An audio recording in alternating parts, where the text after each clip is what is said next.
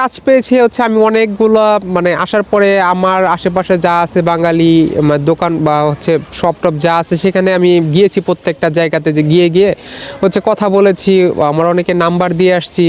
তারপর নাম্বার দিয়ে আসার পরে সেখান থেকে একজন আমাকে ফোন দিয়েছে যে হচ্ছে আপনি কাজ করবেন কিনা, আপনি কি অ্যাভেলেবেল আছেন কিনা।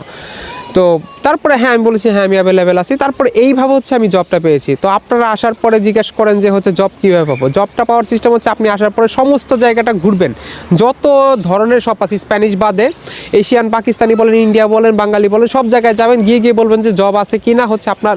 আর যদি তারা বলে যে না নাই, তারপরে আপনি আপনার নাম্বারটা তাদেরকে দিয়ে আসবেন এবং বলবেন যে হচ্ছে যদি অ্যাভেলেবেল থাকে সেক্ষেত্রে হচ্ছে আমাকে যেন ডাকে।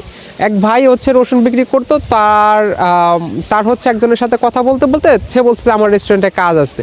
তো আপনাদের আসার পর হচ্ছে কমিউনিকেশন করতে হবে, যত বেশি কমিউনিকেশন করবেন, যত বেশি আপনার নেটওয়ার্ক বাড়াবেন, তত বেশি আপনার জবের অপরচুনিটি এখানে বেড়ে যাবে।